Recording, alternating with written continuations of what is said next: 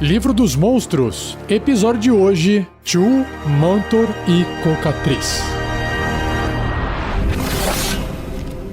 Regras do D&D 5e. Uma produção RPG Next.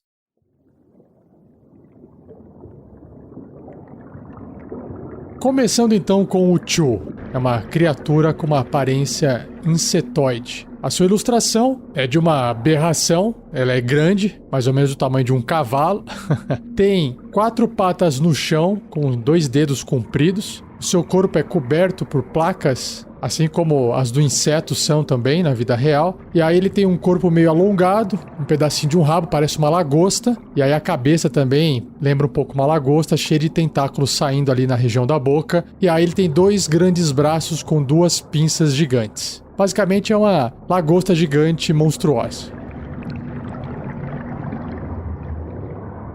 Indo então para a descrição do monstro, o livro diz o seguinte: sobreviventes do antigo Império Abolete, Chus são crustáceos que os Aboletes modificaram e dotaram com senciência. Eles seguem as diretivas arraigadas dos seus criadores, como eles têm feito desde a aurora dos tempos. Só para reforçar, Chu se escreve com C-H-U-U-L.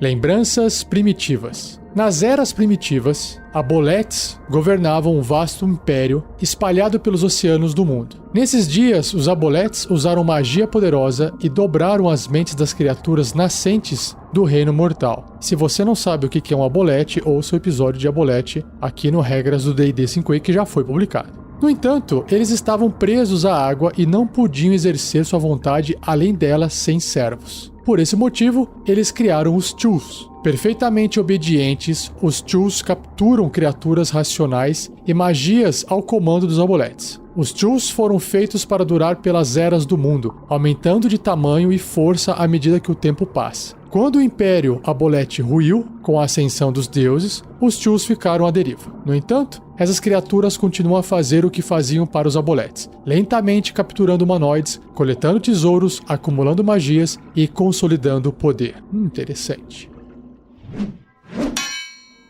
Guardiões incansáveis. Um Chu continua guardando as ruínas do antigo Império Abolete. Ele se mantém em silêncio, cumprindo os comandos de eras passadas. Rumores e mapas antigos às vezes trazem caçadores e tesouros para essas ruínas, mas a recompensa por sua ousadia é a morte. Sejam quais forem as riquezas trazidas pelos exploradores consigo, contribui para o tesouro guardado pelos Chus. Os Chus podem sentir magia à distância. Esse sentido se junta com o impulso inato que os leva a matar exploradores, tomar seus pertences e enterrá-los em locais secretos ordenados pelos Aboletes eras atrás. Cada vez essa criatura fica mais interessante.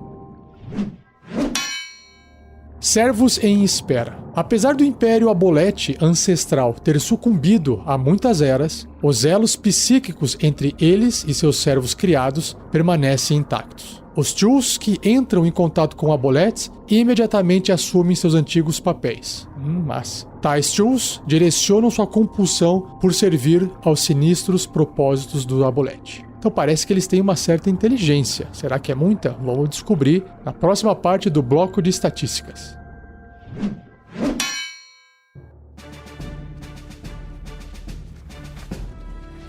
Então, o que o Chu tem dentro do seu bloco de estatísticas? Ele é uma aberração grande, como eu descrevi na ilustração inicial, ou seja, do tamanho de um cavalo, e aberração porque é um monstrão. Caótico e mau é sua tendência, seu alinhamento. Classe armadura 16, uma armadura natural, provavelmente oriundo daquelas placas que ele tem no corpo. Pontos de vida 93, bastante. E o seu deslocamento é de 9 metros, que é o padrão de um humano. E natação 9 metros. Tá aí, né? Parece uma lagosta mesmo. Sobre os seus atributos ou habilidades, ele tem força bem alta, 19, bastante. Destreza normal, 10. Constituição 16, alto. Agora a inteligência é 5, ou seja, bem abaixo da média, mas não é tão burro, vamos chamar assim, igual um animal normal, então um pouquinho mais inteligente ali. Sabedoria também na média 11 e o carisma baixo, 5. Ele tem perícias de percepção +4, imunidade a dano de veneno, ou seja, nenhum dano de veneno vai causar mal ou vai prejudicar essa criatura, e também, claro, que a condição de envenenado também não afeta ele. Ele é imune também. Ele tem sentidos de visão no escuro de 18 metros, que é o padrão para uma Dark Vision, e percepção passiva de 14. Sobre os idiomas, eles compreendem o dialeto subterrâneo, que é o Deep Speech, mas eles não podem falar, provavelmente porque eles não têm boca. E o nível de desafio deles é 4, concedendo 1100 de XP para quem derrotá-lo ou matá-lo. O que mais que tem aqui? Nas características da criatura, ele é um anfíbio, ou seja, o Chu pode respirar ar e água. Ele também tem uma habilidade chamada de sentir magia, onde diz que o Chu sente magia até 36 metros, 120 pés de distância, a partir dele, e ele faz isso à vontade. Esse traço, no mais, funciona como a magia detectar magia, mas não é mágico por si próprio. Uma habilidade que ele tem, natural da criatura, não é uma magia que ele está fazendo.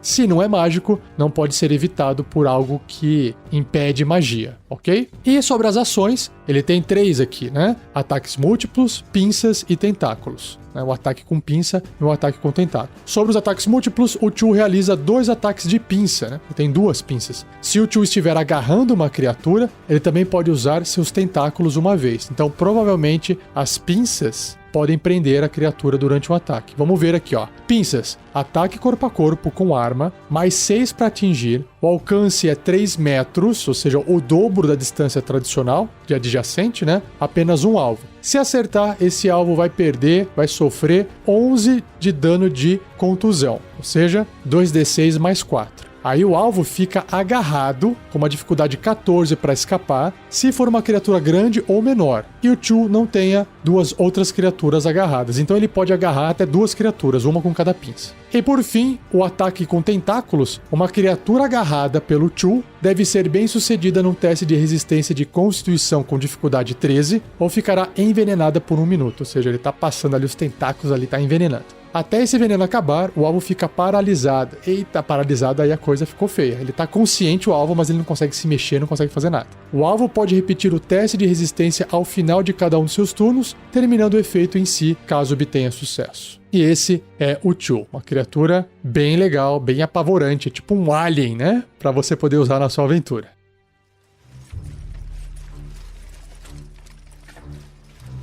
Ideia de aventura. Bom, lendo a descrição do Chu, a primeira ideia que veio na minha cabeça para você usar um Chu é a promessa de conseguir tesouros de heróis de várias épocas passadas, e isso é muito fácil, talvez, né, de atrair o pessoal para uma aventura. Então, alguém sabe, conhece que em um determinado local existe muitos tesouros. E aí eles têm que ir até esse local para poder tentar encontrar esse tesouro. Pode ser perto da água, pode ser uma masmorra, não importa, certo? Uma vez que eles cheguem lá, provavelmente existe uma chance alta de, num grupo de aventureiros, ter alguém que faça magia, ou que esteja talvez carregando um item mágico, não dá pra saber, mas qualquer coisinha mágica vai fazer com que o Chu apareça, porque ele vai sentir essa magia à distância. Claro que 36 metros é uma puta distância, mas se alguém de repente resolve manter furtividade e no meio do processo faz magia, ou tem um item mágico carregando, já era, né? O Chu sente e não tem como se esconder dessa criatura se tiver magia nesses 36 metros de distância dele. O mais interessante é que pode ser que o Chu realmente tenha bastante tesouro guardado. E uma vez que os aventureiros recuperem esse tesouro, quem pediu para eles irem buscar esse tesouro, ou enfim, quem passou essa dica de que tinha tesouro lá e pediu para compartilhar, apareça e fale assim: olha, obrigado por ter feito o trabalho difícil pra gente, agora nos passe esse tesouro. A gente não queria perder ninguém aí no combate, vocês já fizeram um trabalho sujo pra gente, agora o tesouro é nosso. E aí pode acabar acontecendo um novo problema, um novo ataque. Ou, por exemplo, o fato de existir um culto antigo que rezava, que cultuava um abolete. Esse abolete ou não existe mais, ou eles perderam contato por algum motivo. E aí o Chu foi criado e ainda existe, tá lá, funcionando, ainda tá lá trabalhando pro abolete, né? E aí o pessoal fala assim: olha, a gente precisa pegar esse tesouro porque ele tá juntando pro abolete, o abolete não vai mais fazer nada com isso, o culto quer esse tesouro pra eles. Então esse é o plot narrativo para começar uma aventura com os Chus. Se você tiver uma ideia diferente, acesse o fórum, link no post desse episódio, ou procure no site do RPG Next. Lá tem um link para você deixar escrito dentro do fórum ideias de aventura baseadas em monstros. Essa é a minha ideia, escreva a sua, compartilhe para que mais pessoas possam, talvez, acessar, jogar uma aventura com base na sua ideia.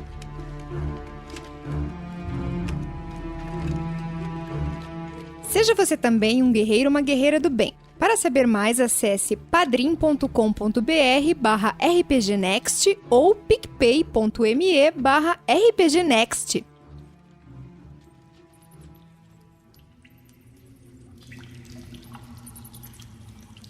A próxima criatura do cast de hoje se chama Mantor. Essa é a versão em português, mas em inglês é Cloaker. E Cloak vem de disfarce. Então vamos ver o que essa criatura faz. A descrição da imagem dela é a seguinte. Imagina uma espécie de arraia, só que no lugar ali do rosto da arraia tem uma cara de um peixe sem pele, cheio de dente, com o olho vermelho. Bicho bem feio, os olhos meio que pra frente, não olho de peixe lateral. É uma arraia monstruosa. Ela tem um rabo que tem como se tivesse uns espinhos ao longo do rabo até a ponta. E me parece que essa criatura voa, porque a ilustração não indica que ela está dentro d'água. E o bicho é bem feio. O que o Mantor tem de história? Vamos ver aqui no livro. Mantores, ou Cloakers, adquiriram seus nomes por sua semelhança com mantos de couro negro. Ah, sim, porque ele é escuro na parte de cima. Espreitando em masmorras e cavernas remotas, esses predadores furtivos aguardam para matar presas sozinhas ou feridas, tropeçando pela escuridão.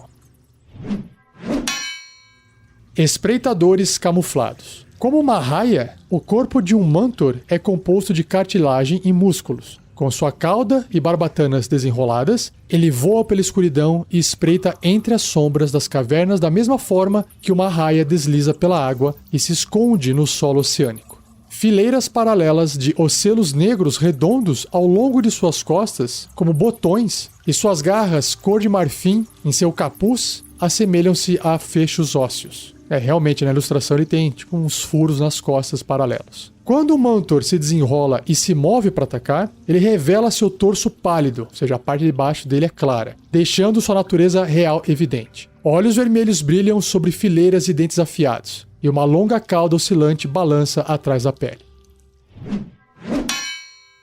Predadores oportunistas. Quando está caçando, os Mantores, ou Cloakers, deslizam pelas sombras a uma distância segura, atrás de grupos de outras criaturas atravessando o subterrâneo. Eles seguem grupos de humanoides para abater os feridos após uma batalha. Ou perseguem rebanhos de bestas do subterrâneo, atacando os doentes, fracos ou dispersos. Os Mantores atacam rapidamente e consomem suas refeições o mais rápido possível, envolvendo e devorando suas vítimas. Quando estiver alimentado, um Mantor usará seu veloz rabo em forma de chicote para se defender, apesar dele raramente confrontar adversários perigosos ou grupos de criaturas. Como uma defesa adicional, os Mantores podem criar duplicatas ilusórias de si mesmos. Gostei também.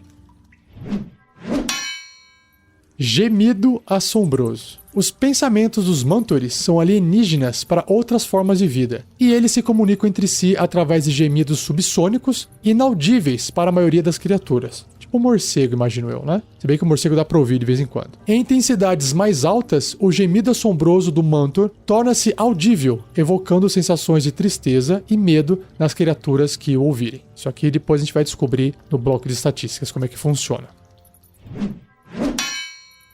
Conclaves de Mantores. Os Mantores preferem o isolamento, mas eles às vezes reúnem-se com outros Mantores para se defender ou para trocar informações sobre novos perigos, territórios de caça convenientes ou revelações que possam afetar seus habitats. Quando essa convergência é completada, os Mantores se separam novamente.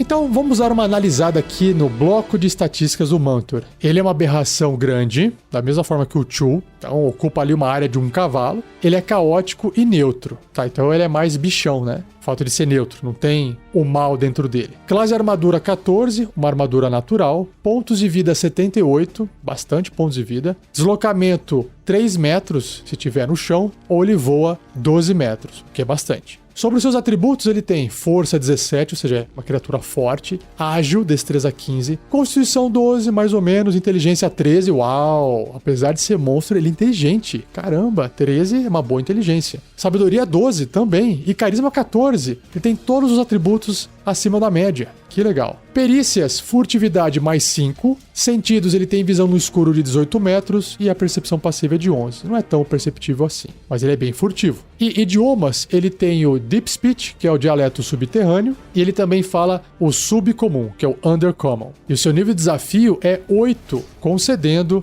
3.900 pontos de experiência para quem derrotá-lo ou matá-lo.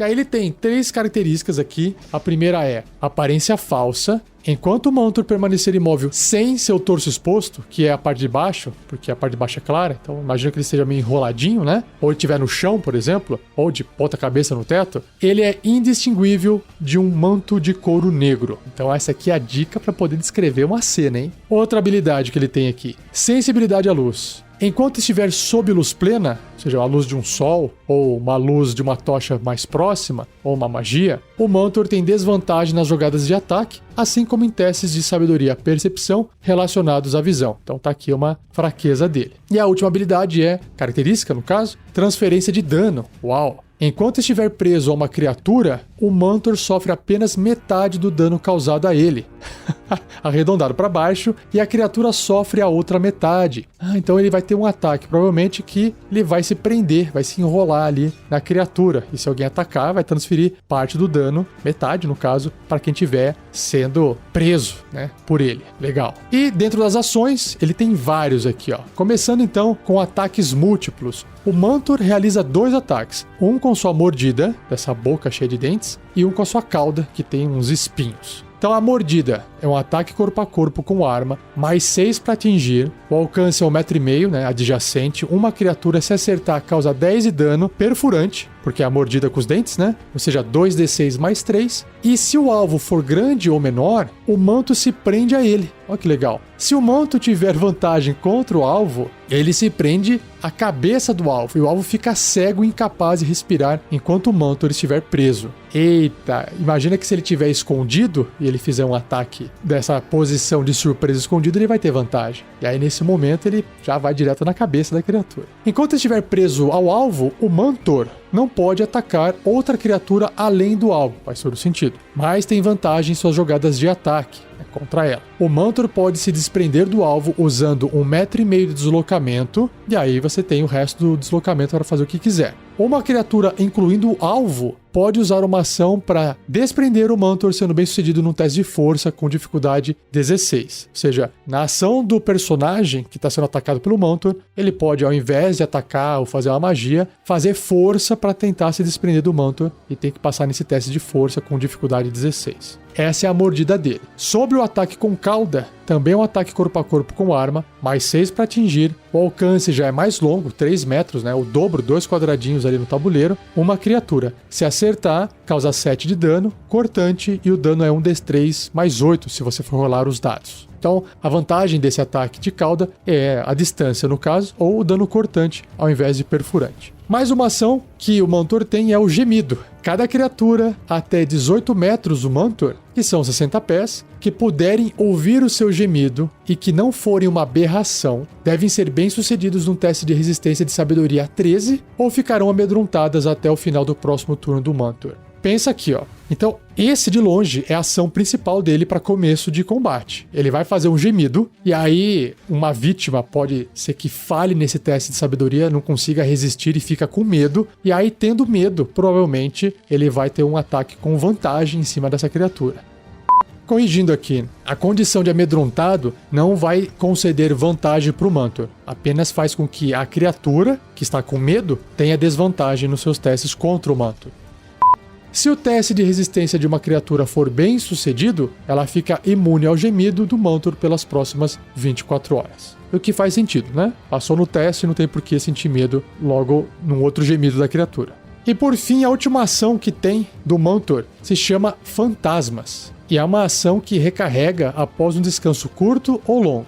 No caso, se passou 1 hora ali, de repente o pessoal fugiu do Mantor, o Mantor ou fugiu e ficou num canto descansando por 1 hora, ou seja, fazendo um descanso curto, ou se passou um dia inteiro, dormiu, descansou de um dia para o outro, ele recarrega esse poder. E diz o seguinte: o Mantor cria magicamente 3 duplicatas ilusórias de si mesmo, caso ele não esteja sob luz plena. As duplicatas se movem com ele e imitam suas ações, mudando de posição para tornar impossível determinar qual Mantor é o real. Faz todo sentido. Se o Mantor estiver numa área de luz plena, as duplicatas desaparecem. Sempre que uma criatura afetar o Mantor com um ataque ou uma magia nociva enquanto uma duplicata existir, a criatura rola aleatoriamente para determinar se afetou o Mantor ou uma de suas duplicatas. Uma criatura não é afetada por esse efeito mágico, caso ela não possa ver ou possa contar com outros sentidos além da visão. E uma duplicata tem a CA, a dificuldade de acertar a classe de armadura do Mantor, e usa seus testes de resistência, para que ninguém perceba a diferença daquela ilusão. Se um ataque atingir uma duplicata, ou se a duplicata falhar num teste de resistência contra um efeito que cause dano, ela desaparece. Porque ela não tem pontos de vida, ela simplesmente some, porque a criatura que está atacando vai perceber que aquilo era uma ilusão. Então ela deixa de enxergar aquilo lá e realmente vai desaparecer. Bem legal esse Mantor aqui.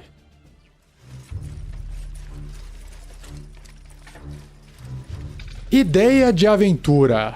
Vamos pegar aquela ideia anterior que o pessoal foi enviado para um local para poder pegar tesouros e lá estava cheio de tools, ok? Então, vamos supor que eles foram bem-sucedidos e os aventureiros estão ricos, cheios de item mágico, estão cheios de tesouro, mas eles estão meio que cansados, meio esgotados do combate. No entanto, para eles poderem voltar, eles não conseguem mais voltar pelo caminho que eles foram por algum motivo. Alagou, encheu de água, não se sabe o motivo. Ou foi tudo um plano de quem pediu para eles ir lá pegar o tesouro. E aí eles são obrigados a voltar por uma masmorra, por um corredor muito escuro. E nesse caminho tá cheio de manto negro de couro nas paredes. Cheio, entre aspas, né? 1, 2 ou 3, enfim. E aí é o momento perfeito para os Mantors atacarem esses aventureiros. Provavelmente o último ou que tiver mais ferido para poder tentar pegar alimento. E aí se inicia um novo combate. Os aventureiros talvez possam fazer uso de algum item mágico que eles acharam ali, que estava escondido ou guardado pelos Chus, que eles derrotaram, mas como eles vão estar cansados ou não vão ter tempo de fazer um descanso curto ou longo, dependendo do que for acontecer aqui, o Mantor tem a vantagem. E como o Mantor é inteligente, ele vai usar a melhor estratégia possível para obter a melhor vantagem possível. Então eles vão atacar para tentar matar, para tentar comer, vão começar usando o gemido lá para poder amedrontar, porque se eles amedrontam, por exemplo, vamos supor que eles conseguiram amedrontar 2 pessoas nesse teste de um grupo de aventureiros que tem 4, ok? Então, aquelas 2 não conseguem se aproximar do Mentor. E aí, ele vai em cima de uma outra criatura atacar, e aí o que acontece? Ninguém consegue chegar perto. Então, se de repente tem um guerreiro que falhou no teste, a não ser que o guerreiro tenha um arco, uma besta para atacar à distância, mas ele não vai conseguir chegar perto do Mantor para poder atacar porque ele está amedrontado. E além disso, o fato de ele estar com medo, ele vai ter desvantagem. Então, olha só que legal essa situação, essa cena de terror, onde os aventureiros estão lutando pela vida para tentar não serem comidos pelos Mantors. Se você tiver uma ideia mais interessante de como usar um Mantor, escreva no fórum que eu já comentei. Link no post do episódio. Acessa lá e compartilha a sua ideia.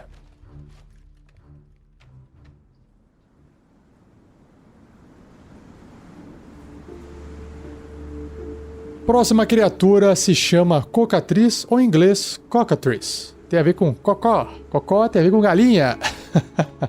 Então, a ilustração dessa criatura, basicamente, é a galinha muito feia, tá? Ela é maior do que uma galinha normal. Ela lembra, assim, um raptor misturado com galinha, só que ela tem asas de morcego, unhas bem compridas e é feio como todo monstro, né? Na descrição que o livro tem, um cocatriz se parece com um híbrido de lagarto, um pássaro e um morcego, e é infame por sua habilidade de transformar carne em pedra. Eita, olha só, não sabia disso. Esses onívoros têm uma dieta que consiste em frutos, nozes, flores e pequenos animais como insetos, camundongos e sapos. Coisas que elas podem engolir inteiras. Elas não seriam nada ameaçadoras se não fosse pela sua ferocidade em resposta à mínima visão de perigo. Vamos ver. Uma cocatriz voa na face de qualquer ameaça, grasnindo e batendo loucamente suas asas enquanto sua cabeça bica freneticamente. Já estou imaginando a cena. É igual a galinha, só que maior, vai ser pior. O menor arranhão da bicada de um cocatriz pode trazer a ruína às suas vítimas, lentamente transformando-as em pedra a partir da ferida. Eita! Então vamos ver.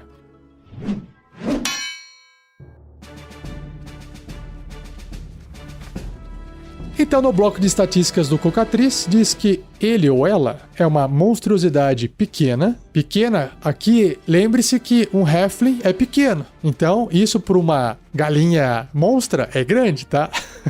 Mas para termo de jogo é pequeno, ocupa um espaço pequeno. E o alinhamento, a tendência é imparcial. Então, lembra realmente um bicho da natureza aí, em termos de comportamento. Classe armadura 11, ok, nada demais, bem fácil de acertar ela, né? Pontos de vida 27, até bons pontos de vida aí, para uma galinha monstra. Deslocamento 6 metros no chão ou voando 12 metros. Sobre os seus atributos, não tem nada demais, porque a força é bem abaixo, é 6, destreza 12, ok, constituição 12, inteligência 2, o que representa realmente ser um animal, só que é monstro, né? Sabedoria 13, tem uma certa sabedoria, talvez o instinto, né? E carisma 5. Seus sentidos têm visão no escuro de 18 metros e percepção passiva 11. Não entende, não fala nenhum idioma e seu nível de desafio é meio, concedendo 100 de XP para quem matá-la. E a única ação que Cocatriz tem é a bicada. É um ataque corpo a corpo com arma, mais 3 para atingir, o alcance é 1,5 m, uma criatura apenas, o acerto é 3 ou 1d4 mais 1 de dano perfurante, e o alvo, aqui é o perigo, e o alvo deve ser bem sucedido num teste de resistência de constituição com dificuldade 11, é fácil, mas né, pode ser que dê problema, para não ser magicamente petrificado. Se falhar na resistência, a criatura começa a virar pedra e fica impedida, ou seja, não consegue se mover, é como se o processo de petrificação começasse nas pernas, então impedida não consegue se mover. Ela deve repetir o teste de resistência no final do próximo turno dela. Se tiver sucesso, o efeito acaba. Agora, se fracassar, a criatura termina de petrificar e ela fica petrificada por 24 horas. Adorei! A galinha maldita!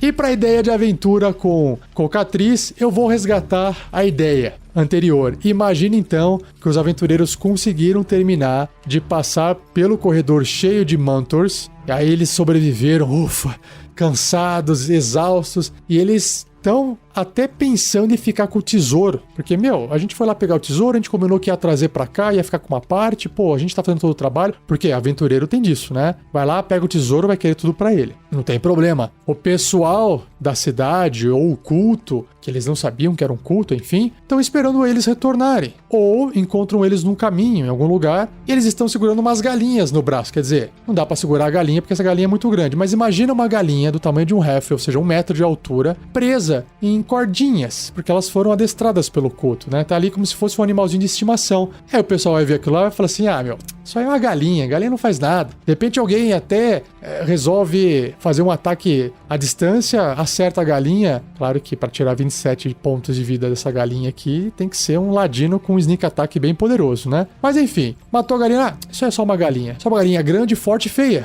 Que mais, né? A gente sobreviveu a criaturas bem maiores do que essas. O que essa galinha vai fazer? E aí, beleza. Solta a galinha. E aí a galinha corre pra cima dos aventureiros, pula no rosto deles e bica. E aí rola o dano. O jogador vai falar assim, esse dano aí não é nada. Mas espera aí, você tá sentindo um negócio estranho. De repente, os seus pés começam a formigar. Faz um teste de constituição aí. Aí o jogador faz o teste e não passa. A hora que você olha para baixo, você percebe que os seus pés e pernas estão petrificados e você não consegue mais se mover. Imagina o desespero. Imagina que legal. E até pode virar pedra, não tem problema. Vira uma pedra inteira e aí conforme eles vão transformando-se em pedra, não importa, porque o culto não tá ali para matar os aventureiros. Mesmo porque vai virar pedra, por que eu vou matar? O cara já virou pedra, né? E aí, mas vai durar só 24 horas, não importa. O culto quer pegar o tesouro e vazar e picar a mola. E aí aí, os aventureiros fizeram toda essa aventura só para pegar todo o tesouro e não ficar com nada. E aí depois, próxima história, próxima aventura, será que eles vão atrás do culto? Será que eles vão atrás dessas pessoas? Será que sobrou alguma galinha? Enfim. E aí você continua essa história. Registre também, então, a sua ideia no fórum. Quero saber qual que é a sua ideia de aventura com a criatura cocatriz. Muito bom.